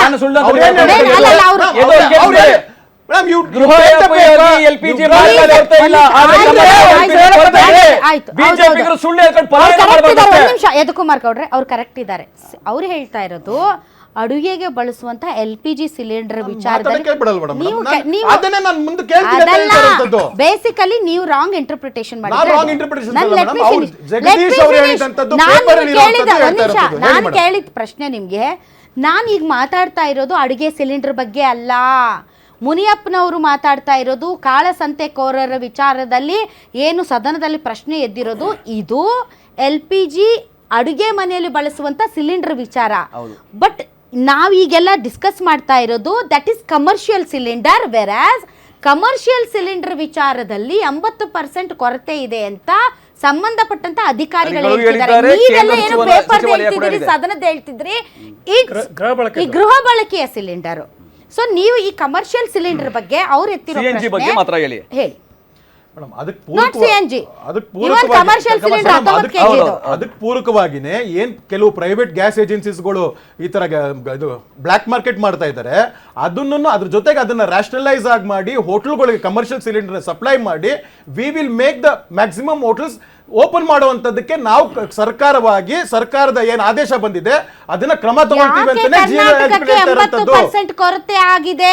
ಯಾಕೆ ಕೇರಳಗಾಗಿಲ್ಲ? ಯಾಕೆ ತಮಿಳ್ನಾಡಿಗಾಗಿಲ್ಲ? ಯಾಕೆ ಆಂಧ್ರ ಪ್ರದೇಶಕ್ಕಾಗಿಲ್ಲ? ಯಾಕೆ ಕರ್ನಾಟಕಕ್ಕೆ ಮಾತ್ರ ಕೊರತೆ ಆಗಿದೆ? ಮೇಡಮ್ ಈ ಸಿಚುವೇಶನ್ಸ್ ನ ಈ ಕೃತಕ ಅಭಾವನ ಸೃಷ್ಟಿಸುವಂತ ಒಂದು ದೊಡ್ಡ ಜಾಲ ಅದನ್ನೇ ಕರ್ನಾಟಕದಲ್ಲಿ ಕರ್ನಾಟಕ ಸರ್ಕಾರ ನೋಡ್ಬೇಕಂತ ಹೇಳ್ತಾ ಇರುವಂತದ್ದು. ಒಂದ್ ನಿಮಿಷ, ಸಪ್ಲೈ ಆದ್ಮೇಲೆ ಕಾಳಸಂತೆಕೋರರು ಬರ್ತಾರೆ. ಸಪ್ಲೈ ಆದ್ಮೇಲೆ ಕೃತಕ ಅಭಾವ ಸೃಷ್ಟಿಸುವಂತಹ ವಿಚಾರಗಳು ನಡೆಯುತ್ತೆ. ಬಟ್ ಮೇನ್ ಆಗಿ ಸಪ್ಲೈ ಇಲ್ಲ ಅಂತ ಹೇಳ್ತಾ ಇದಾರಲ್ಲ, ನಮಗೆ ಯಾಕೆ ಸಪ್ಲೈ ಇಲ್ಲ, ಬೇರೆ ರಾಜ್ಯಗಳಿಗೆ ಯಾಕೆ ಸಪ್ಲೈ ಇದೆ ಅಂತ ನಾನು ಕೇಳ್ತಾ ಇರೋದು. ಇದಕ್ಕಿಂತ ಮುಂಚೆ ಹೇಳಿರುವಂತದ್ದು we are not complete stop ಮಾಡಿಲ್ಲ ಅಂತಲ್ಲ, ದೇರ್ ಇಸ್ ಅ ಶಾರ್ಟೇಜ್ ಅಂತ ಹೇಳಿರುವಂತದ್ದು. ಕೃತಕ ಅಭಾವ ಮಾಡ್ತಾ ಇರುವಂತದ್ದು ರಾಜ್ಯ ಸರ್ಕಾರಗಳು ಅಂತ 26 ಕಾರ್ಖಾನೆಗಳು ಇವತ್ತು CNG ಇಲ್ಲ ಅಂತ ಕ್ಲೋಸ್ ಮಾಡಿದಾವೆ. ಮೀಥೇನ್ ಪ್ರೊಡಕ್ಷನ್ ಜಾಸ್ತಿ ಮಾಡಬೇಕಿತ್ತು ಹಳ್ಳಿ ಕಡೆ, ಹೆಂಗಿಲ್ಲ ಅಂದ್ರೂ ಹೈನುಗಾರಿಕೆ ಜಾಸ್ತಿ ಇದೆ ಹಳ್ಳಿ ಕಡೆ. ನೀವು ಮೀಥೇನ್ ಗ್ಯಾಸ್ ಪ್ರೊಡಕ್ಷನ್ ಜಾಸ್ತಿ ಮಾಡಿದ್ರೆ ಇವತ್ತು ಹಳ್ಳಿ ಕಡೆ LPG ಗೋಬರ್ LPG ಯೂಸೇಜ್ ನಮಗೆ ಕಡಿಮೆ ಆಗೋದು, ಕಮರ್ಷಿಯಲ್ ಆಗಿ ಇವತ್ತು ಜಾಸ್ತಿ ಯೂಸ್ ಮಾಡ್ಬೋದಿತ್ತು ನಾವು. ಅದರ ಮೊದಲನೇ ಪ್ರಶ್ನೆ ಇದೆಯಲ್ಲ, ಪೆಟ್ರೋಲಿಯಂ ಖಾತೆ, ಪೆಟ್ರೋಲಿಯಂ ಇಲಾಖೆ ಅಂತಿರೋದು ಕೇಂದ್ರ ಸರ್ಕಾರದಲ್ಲಿ ಮಾತ್ರ. ರಾಜ್ಯ ಸರ್ಕಾರಕ್ಕೆ ಸಪ್ಲೈ ಮಾಡ್ತದೆ ಥ್ರೂ ದೇರ್ ಏಜೆನ್ಸಿ, ಯಾವುದೇ ಒಂದು ನೆಟ್ವರ್ಕ್. ನಾವೇನು ಮಾಡ್ಬೋದು ಅಂದ್ರೆ ಯಾವಾಗಾದ್ರೂ ಥ್ರೂ ರಿಫೈನರೀಸ್, ಅದು HP, BP, IO, ಗೇಲ್ ಮುಖಾಂತರ ಕೇಂದ್ರ ಸರ್ಕಾರದ ಅಸ್ತಿತ್ವದಲ್ಲೇ ಅವರ ನಿಗರಾಣಿನಲ್ಲೇ ಇರ್ತದೆ. ರಾಜ್ಯ ಸರ್ಕಾರ ಏನು ಮಾಡ್ಬೋದು ಅಂದ್ರೆ, ಎಲ್ಲರೂ ತೊಂದರೆ ಆದರೆ ಅವರಿಗೆ ಕಾಳಸಂತೆ ಎಲ್ಲ ಆಗ್ತದೆ ಅಂತ ದೂರುಗಳು ಬಂದರೆ ಪೊಲೀಸ್ ಇಲಾಖೆ ಮುಖಾಂತರ ಅದನ್ನು ತಡೆಯುವಂಥ ಕೆಲಸ ಮತ್ತು ಕ್ರಮ ತಗೊಳ್ಳುವಂಥ ಕೆಲಸ ಮಾತ್ರ ರಾಜ್ಯ ಸರ್ಕಾರ ಮಾಡುತ್ತೆ, ಅಷ್ಟು ಮಾತ್ರ. ಆದರೂ ಮುಂಜಾಗ್ರತೆಯಾಗಿ 9ನೇ ತಾರೀಕು ಮಾನ್ಯ ಮುಖ್ಯಮಂತ್ರಿಗಳು 9ನೇ ತಾರೀಕು ಮಾರ್ಚ್ 9ನೇ ತಾರೀಕು ಚೀಫ್ ಸೆಕ್ರೆಟರಿನ ಮತ್ತು KH ಮುನಿಯಪ್ಪ ಅವರ ಕರೆದು ನೀವು ಇದೊಂದು ಕೂಲಂಕುಷವಾಗಿ ಎಲ್ಲ ಪರಿಶೀಲನೆ ಮಾಡಿ ಅಂತ ಹೇಳಿ 10ನೇ ತಾರೀಕೆ ಪತ್ರ ಬರೆದಿದ್ದಾರೆ. ನಮ್ಮ ಪತ್ರ ಬರೆದ ಮೇಲೆ, ನಮ್ಮ ಕ್ರಮ ಆದ ಮೇಲೆ ಕೇಂದ್ರದ ಪೆಟ್ರೋಲಿಯಂ ಸಚಿವರು ಹೋಗಿ ಪ್ರಧಾನಮಂತ್ರಿನ ಭೇಟಿ ಮಾಡ್ತಾರೆ. ಅಲ್ಲಿವರೆಗೂ ಕೇಂದ್ರದ ಅವರು ಎಫ್ಸ್ಟೈನ್ ಫೈಲ್ ಅಲ್ಲಿ ಬಹಳ ಬ್ಯುಸಿಯಾಗಿ ಚರ್ಚೆ ಮಾಡ್ರಿ,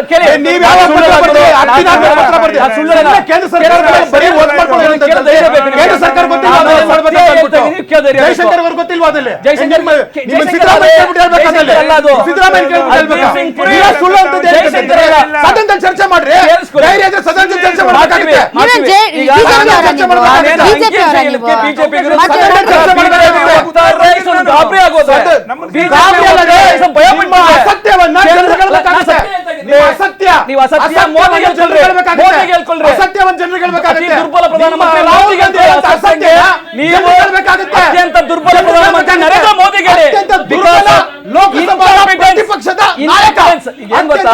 ಲೋಕಸಭಾದ ಪ್ರತಿಪಕ್ಷದ ನಾಯಕ,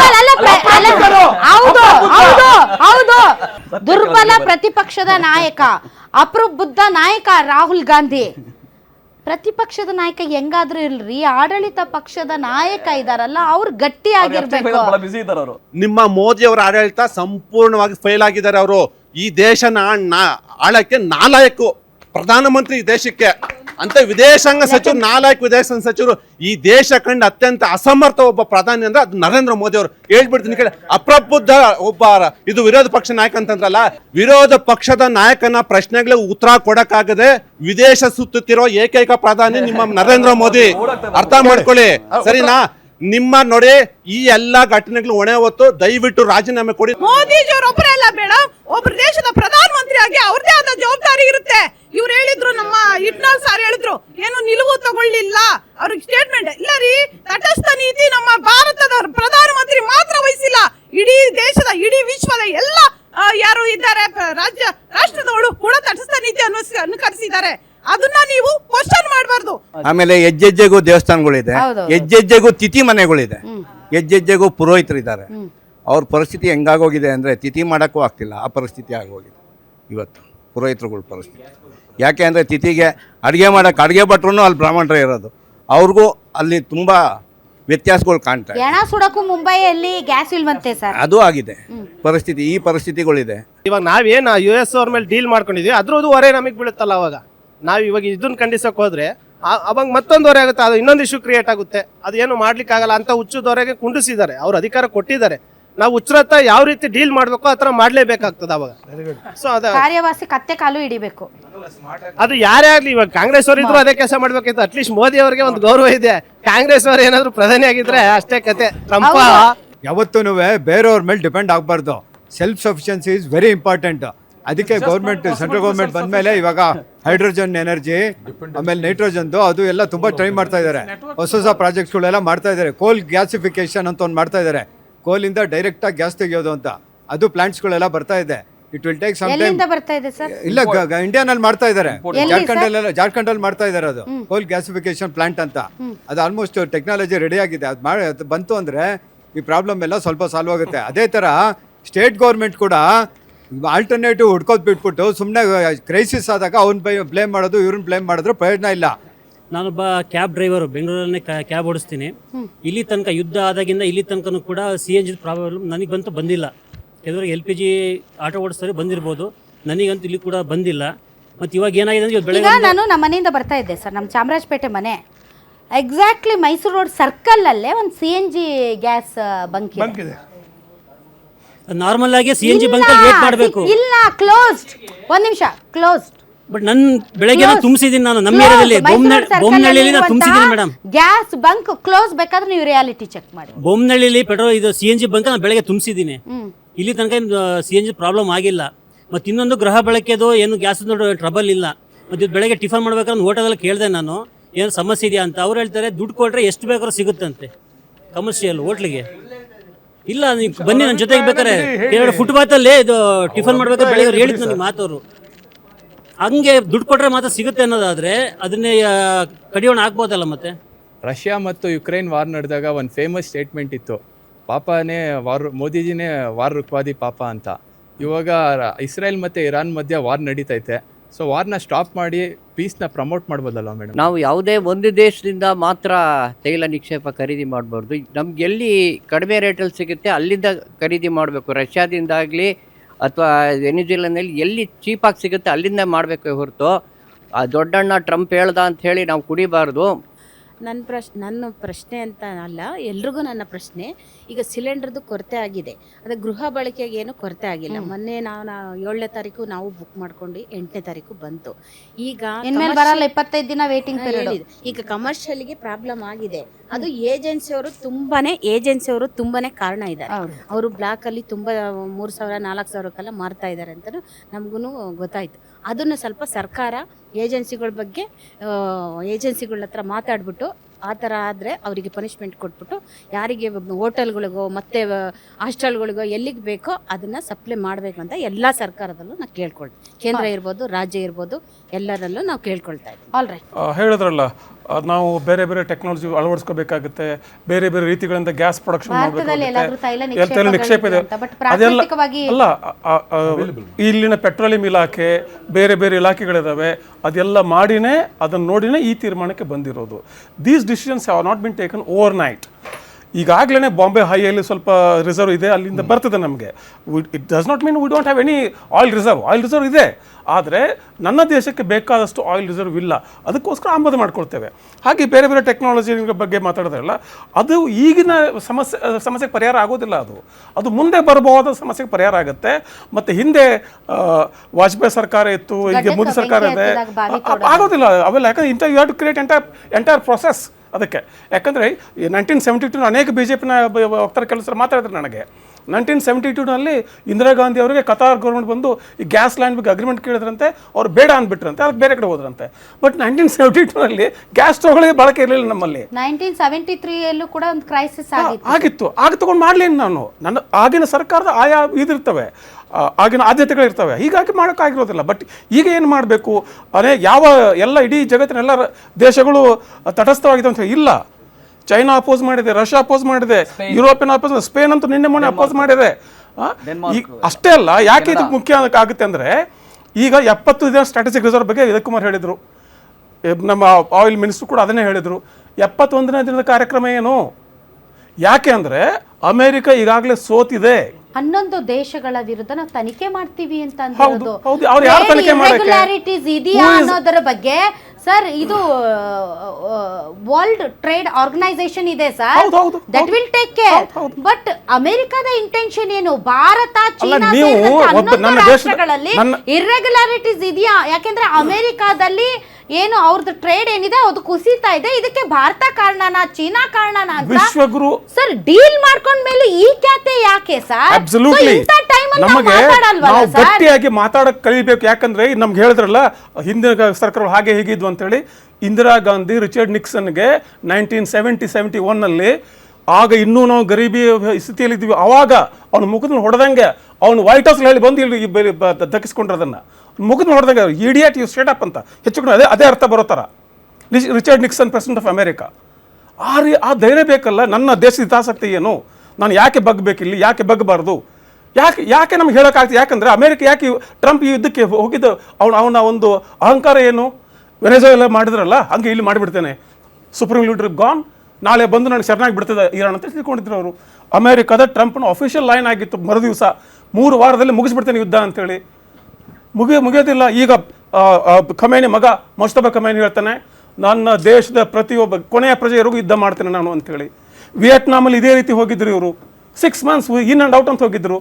21 ವರ್ಷ ಯುದ್ಧ ಆಯ್ತದು. 21 ವರ್ಷ ಜಗತ್ತಲ್ಲಿ ಏನೇನು ಅನಾಹುತಗಳು ಆಗಿದ್ದಾವೆ, ದೊಡ್ಡ ದೊಡ್ಡ ಯುದ್ಧಗಳಾಗಿದ್ದಾವೆ, ಆ ಎಲ್ಲ ಯುದ್ಧಗಳು, ಎಲ್ಲ ರಕ್ತಪಾತಗಳಿಂದ ಅಮೆರಿಕ ಇದೆ ಮತ್ತು ಅಮೆರಿಕದ ಸ್ವಾರ್ಥ ಇದೆ. ವಾಟ್ ನೆಕ್ಸ್ಟ್ ಅಂದ್ರೆ we must take a stand. ಈ ಯುದ್ಧಗಳ ಬಗ್ಗೆ ನಾನು ಇರಾನ್, ಇರಾಕ್ ಇತ್ಯಾದಿ ರಾಜಕೀಯ ಅಲ್ಲ. We have to tell Trump he is wrong.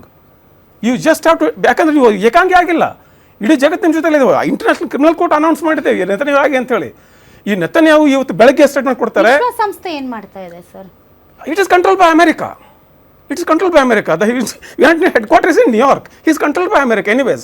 ಆದರೂ ಕೂಡ there is hope. ಯಾಕಂದರೆ ಈಗಿನ ಒಂದು ಈ E3 ಮತ್ತು G7, G20 ದೇಶಗಳಿದಾವಲ್ಲ, ಆಮೇಲೆ ಬ್ರಿಕ್ಸ್, ಈಗಿನ ಸಿಚುವೇಶನ್ ಬೇರೆ ಇದೆ. We can still handle it. ಯಾಕೆ ಹ್ಯಾಂಡಲ್ ಮಾಡೋಕ್ಕಾಗ್ತಾ ಇಲ್ಲ? ಇವತ್ತು ಬೆಳಗ್ಗೆ ನೋಡಿದೆ ನಾವು ನ್ಯೂಸಲ್ಲಿ, ನೆತನ್ಯಾಹು ಬಂದು ಟಿ ಮೇಲೆ ಹೇಳ್ತಾನೆ, Israel is going to be global super power ಅಂತ. ಈ ಸೂಪರ್ ಪವರ್ ಆಗೋ ಒಂದು ಇದು ವ್ಯಸನ ಇದೆಯಲ್ಲ, ಆ ವ್ಯಸನಕ್ಕೆ ಇಡೀ ಜಗತ್ತು ಅನುಭವಿಸಬೇಕಾಗ್ತದೆ. ಇದೇ ನೆತನ್ಯಾಹು, ಇದೇ ಯಹೂದಿಗಳು ಹಿಟ್ಲರ್ ಕಾಲದಲ್ಲಿ ಹೇಗಿದ್ರು, ಅವ್ರಿಗೊಂದು ಅಲ್ಲೊಂದು ಜಾಗ ಕೊಟ್ಟಾಗ ಯಾವ ಕೃತಜ್ಞತೆ ಇರಬೇಕು, ಅದು ಯಾವುದೂ ಇಲ್ಲ. ಯಾಕೆ ಆಗ್ತಾ ಇಲ್ಲ ಅಂದರೆ ರಾಹುಲ್ ಗಾಂಧಿ ಇನ್ನೇನು ಮಾತಾಡೋಕ್ಕೆ ಶುರು ಮಾಡಿದ್ದಾರೆ ಅದನ್ನು. ಎಪ್ಸ್ಟೀನ್ ಯಾರು ಹರ್ದೀಪ್ ಪುರಿ ಹೇಳಿದ್ದಾರೆ, ಎಪ್ಸ್ಟೀನ್ ನನ್ನ ಸ್ನೇಹಿತ ಅಂತ ಹೇಳಿ ತಕ್ಷಣ ಕಟ್ ಮಾಡಿದ್ದಾರೆ ಅವ್ನು. ಯಾಕೆ? Epstein is an Israeli, is a ಯಹೂದಿ, ನಾಟ್ ಇಸ್ರೇಲಿ ಯಹೂದಿ. ಮೊಸಾದ್ ಜೊತೆ ಸಂಬಂಧ ಇತ್ತು ಅಂತ CIA ಹೇಳ್ತದೆ. ಹಾಗಿದ್ರೆ ಏನು ನೆಟ್ವರ್ಕ್ ಇರಬಹುದು? ಗ್ಯಾಸ್ಗೆ ಕಾರಣ ಯುದ್ಧಕ್ಕೆ ಕಾರಣ ಮತ್ತೇನಿರ್ಬೋದು? ಇದೆಲ್ಲ ಚರ್ಚೆ ಆಗಬೇಕಲ್ಲ. ಇದ್ಯಾವುದು ಚರ್ಚೆ ಮಾಡ್ದೇ ನಾನು ಕೇವಲ BJP, ನಾನು ಮೋದಿ, ಗಾಂಧಿ ಮತ್ತು ಇನ್ನೊಂದು ಚರ್ಚೆ ಮಾಡಿಬಿಟ್ರೆ ನಾಳೆ ಜನ ನಿಮ್ಗೆ ಕಷ್ಟ ಆಗುತ್ತೆ. ವಿಷಯ ಇರೋದು ಈ ಸಮಸ್ಯೆ ಇನ್ನು ಎಷ್ಟು ದಿನ ಮುಂದುವರಿಯುತ್ತೆ, ಇದಕ್ಕೆ ಉತ್ತರ ಪರಿಹಾರ ಇದೆಯಾ?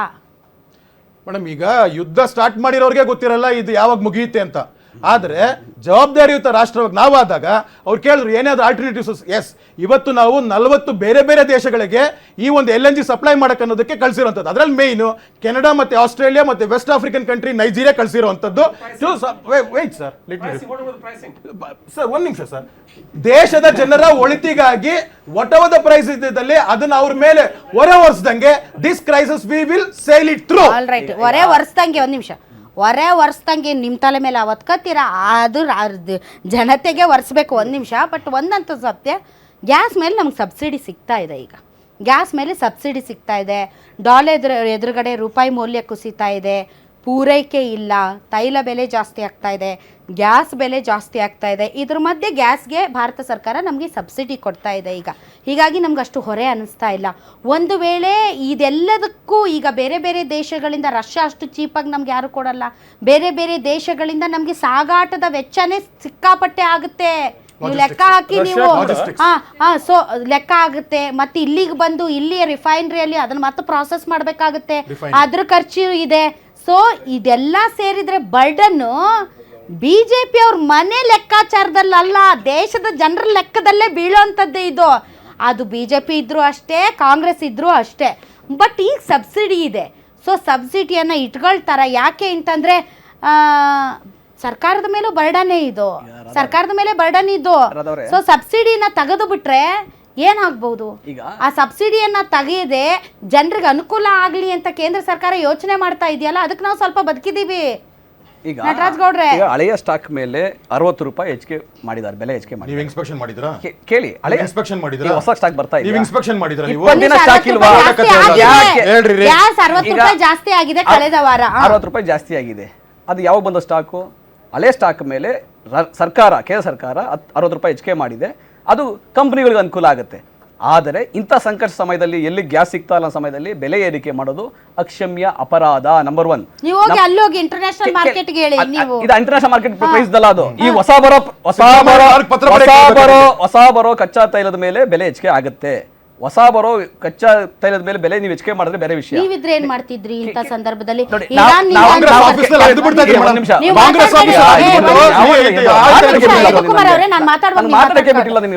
ನೀವು ಇದ್ರೆ ಏನ್ ಮಾಡ್ತಾ ಇದ್ರಿ ಇಂಥ ಕ್ರೈಸಿಸ್ ಸಂದರ್ಭದಲ್ಲಿ? ಈಗ ನಮಗೆ ಹೈಯೆಸ್ಟ್ ಎಕ್ಸ್ಪೋರ್ಟ್ ಆಗ್ತಾ ಇದ್ದದ್ದು ಅರಬ್ ಕಂಟ್ರೀಸ್ ಇಂದ, ಹೌದಾ? ಈಗ ಅಲ್ಲಿ ಬರ್ತಾ ಇಲ್ಲ ಬಿಕಾಸ್ ಆಫ್ ಅಲ್ಲಿ ಬ್ಲಾಕ್ ಆಗಿದೆ. ಸೊ ನೀವು ಬೇರೆ ಬೇರೆ ಆಲ್ಟರ್ನೇಟಿವ್ ದೇಶಗಳೇ ಆಗಿದೆ, ಯಾವಿದಾವೆ? Like Canada, Australia or USA ಇಂದ ನೀವು ತರಿಸ್ಕೊಳ್ಬೇಕು. ಸೊ ನಿಮ್ಮ ಹತ್ರನೂ ಅದೇ ಆಪ್ಷನ್, ಇವ್ರ ಹತ್ರನೂ ಅದೇ ಆಪ್ಷನ್. ನೀವೇನ್ ಬೇರೆ ಆಪ್ಷನ್ ಹೇಳ್ತೀನಿ. ನೀವು ಹೇಳಿದ್ರಲ್ಲ ಕಾಂಗ್ರೆಸ್ ಇದ್ರೆ ಏನ್ ಮಾಡ್ತಿದ್ರಿ ಅಂತ. ನಾವು ರಷ್ಯಾ ಜೊತೆ ಏನ್ ತಗೋತಾ ಕಚ್ಚಾ ತೈಲ ತಗೊಂತಾ ಇದ್ವಲ್ಲ, ಅದನ್ನ ಈ ತರ 50% ಇಳಿಸ್ತಾ ಇರಲಿಲ್ಲ. ಈ ದುರ್ಬಲ ನಡೆಯನ್ನ ಭಾರತ ಸರ್ಕಾರ ಮಾಡಬಾರದು. ಮೋದಿ ಬರ್ತಾರೆ, ಹೋಗ್ತಾರೆ, ಆದ್ರೆ ಭಾರತ ವ್ಯವಸ್ಥೆ ಇದೆಯಲ್ಲ 1947 ವ್ಯವಸ್ಥೆ, ಆ ವ್ಯವಸ್ಥೆ ಮುಂದುವರಿಬೇಕು. ಆಯ್ತು, ಏನೆಲ್ಲ ಮಾತಾಡ್ತಿರಲ್ರಿ. ಆಯ್ತಾಯ್ತಾಯ್ತಾಯ್ತು. ಸಾರ್ವಜನಿಕವಾಗಿ ಅನೇಕ ಜನ ಪಾಪ ಅವರ ಮೂಲಭೂತವಂಥ ವಿಚಾರಗಳನ್ನು ಹೇಳಿದ್ರಿ.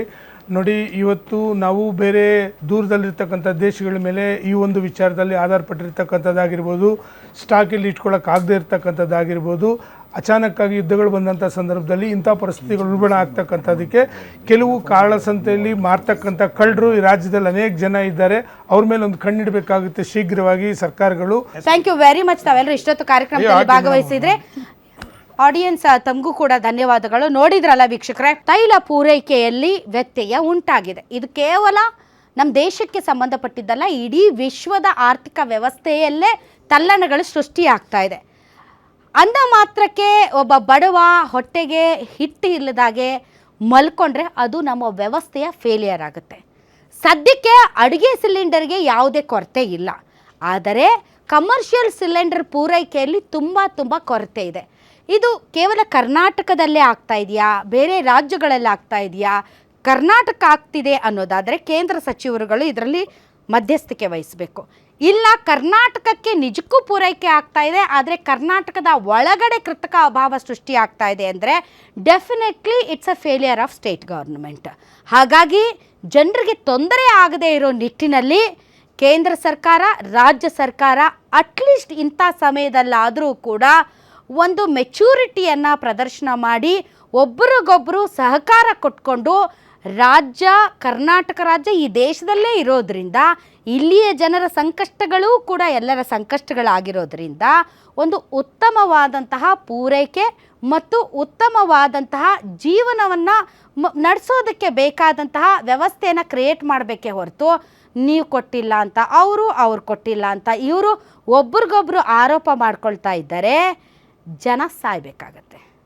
ಇದು ಈ ದಿನದ ವಿಶೇಷ ಕಾರ್ಯಕ್ರಮ ಗ್ಯಾರಂಟಿ ನ್ಯೂಸ್, ಸುದ್ದಿ ಖಚಿತ, ನ್ಯಾಯ ನಿಶ್ಚಿತ.